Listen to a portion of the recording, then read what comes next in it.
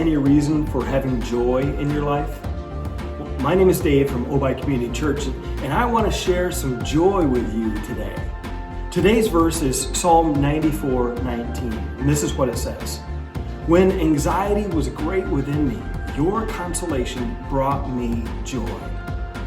Now, don't you just love that verse? I mean, the writer of this psalm, he goes from anxiety to joy in the matter of just a few words.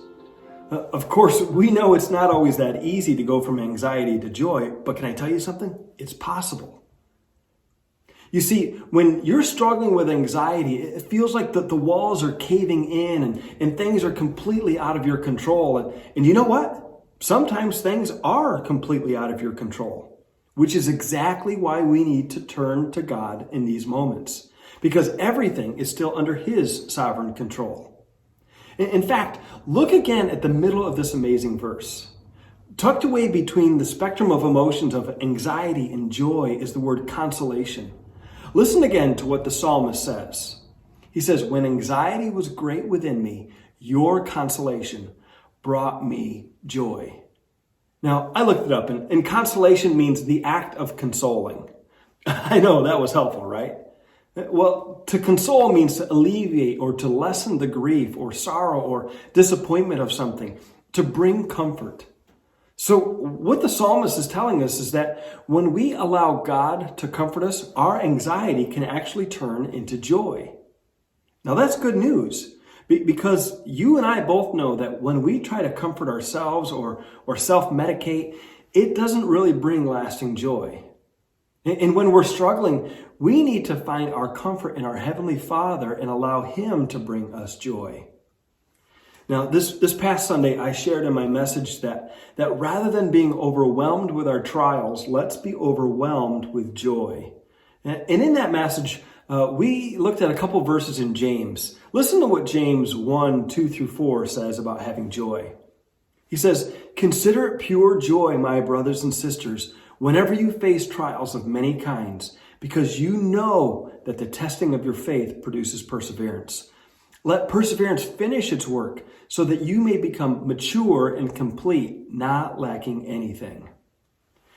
You see, trials and things that tend to cause us anxiety, they're going to happen whether we like it or not. In fact, none of us would choose to go through what we're going through right now. But can I remind you that while you don't choose trials, you can choose joy? Because trials are to strengthen us, not to crush us. So today, I want you to look to God for comfort and then choose joy. In fact, here's a couple next steps to consider. First, spend some time today considering how God might use this season in your life to strengthen your relationship with Him and in your relationship with others. And write down in a journal some of your insights as to how God has brought you joy in the middle of your anxiety. Now, a second next step is to rewatch or maybe even watch for the first time this past Sunday sermon on being overwhelmed with joy. You can find it on our Facebook page as well as YouTube, and we'll post a link below. You know, a third way that you can take another step right now is to, somewhere in the comments below, write down one or two things that are bringing you joy. It could be a small thing or a big thing. I mean, you can even take a picture and share it with us. Let's share joy, not fear. So let's put into practice our verse for today, Psalm 94:19. When anxiety was great within me, your consolation brought me joy.